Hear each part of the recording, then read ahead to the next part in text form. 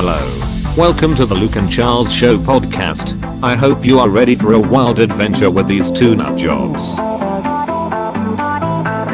Sit back, strap in, and enjoy the next hour with your tolerable hosts. Hello everybody. Welcome to the Charles and Luke Show. As always, your hosts are Luke Goss and Charles Smith. And I'd like to thank you for joining us today on what's surely going to be a very special episode. So what's up, Luke? How's your day been? Yeah, my day's been pretty alright, thank you. Hello, Charles, and hello, audience. How about yours? What did you get up to? Not much, mate. Just the usual, the grind. That grind. Okay, so what are we going to be talking about today? I'm glad you asked, Luke. Today we have an action-packed episode. Not only will it include the usual riff-raff we get up to, we'll also be discussing a pretty serious topic. A pretty serious topic that's not like us. So what, like North Korea or something like that? Not North Korea. Not yet.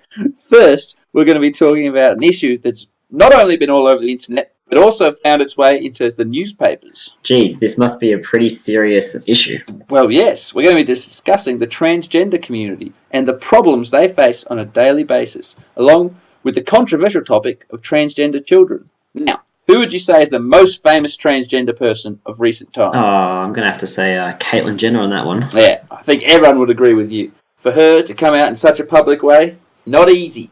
Not everyone could do that. Not everyone could even come out as transgender. Well, yeah, that's true. It's hard. Not that I know, but what is trans? I mean, it's a tough thing to figure out if you are or not. That's a good point. I mean, it could just be a phase that someone was going through, which you wouldn't even know until that phase was over. It might not be a phase. It's difficult when you look at children, like children under the age of 10, and they might be saying that, they're transgender. Well, they might not even know what that means. That's totally right. And I guess you got to factor in the role that parents have. I mean, they might be pushing their children becoming transgender without them even knowing it.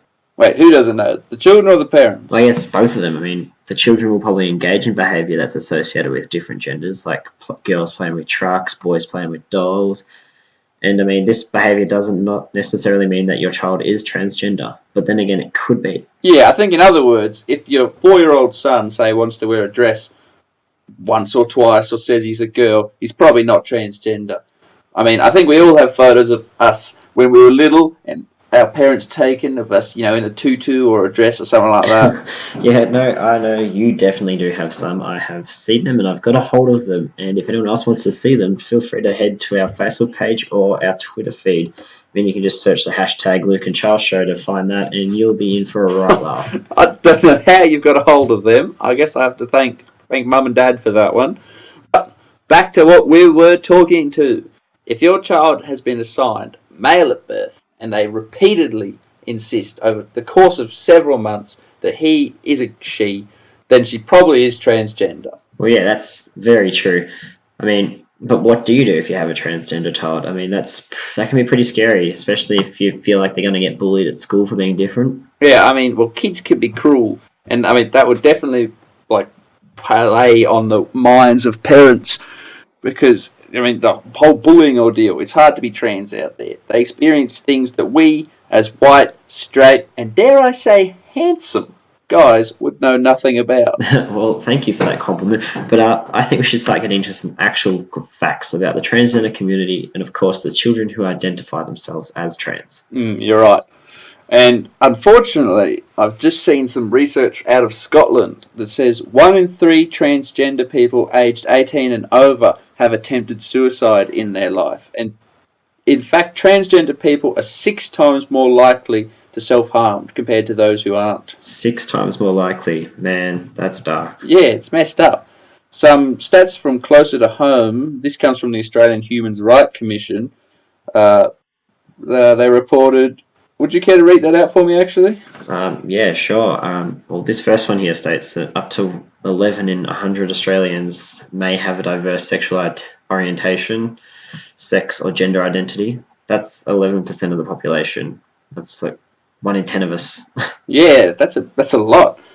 No doubt about that. We also see some daunting facts about discrimination in the LGBTI community, which states that 80% of homophobic bullying occurs at school. So that's a huge percentage. Yeah, that is huge. 80%, that is messed up. It really is. And I mean, it's also stated transgender men and women experience significantly higher rates of both physical and non-physical abuse compared even to gay men and women. Wow, man, that's crazy. I mean, wow. What can we do about this? Thankfully, it's not all doom and gloom. Studies have shown that children around that age haven't learnt the prejudices that many people from older generations have, and thus are supporting and more positive towards these personal changes. Yeah, well, yeah, that's a good thing, of course. Well, hopefully that sort of attitude can reduce this percentage of bullying.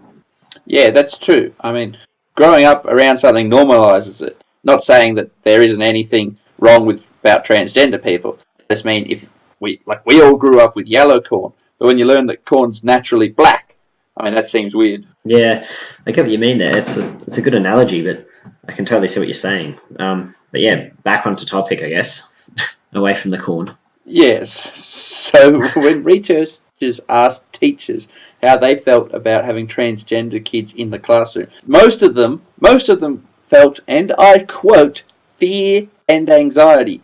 Were afraid of the disruption of there being only two genders.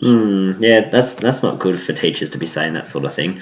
I mean, children look up to their teachers as role models, and saying that they have fear and anxiety towards transgender children won't just not other children start thinking about that too. Yeah, of course, there's going to be some sort of effect there, and the Victorian government does have a policy for transgender students which says, and again I quote, schools must support and respect a student's choice to identify as their desired gender when this does not align with their designated birth. So that totally contradicts the attitude that's shown by aforementioned teachers. Yeah, totally. I mean, I don't think our teachers should be showing this sort of hate, I guess you could say, towards others. I mean, I get that sometimes it's hard to adapt and change your views of what, I guess, normal is with the aforementioned corn reference, but teachers have just got to try harder. I mean, they are essentially sculpting the future with these generations of children. Yeah, I mean, but then, hang on a minute, on the other side, you've got that not all kids stay trans. And what do you mean by this?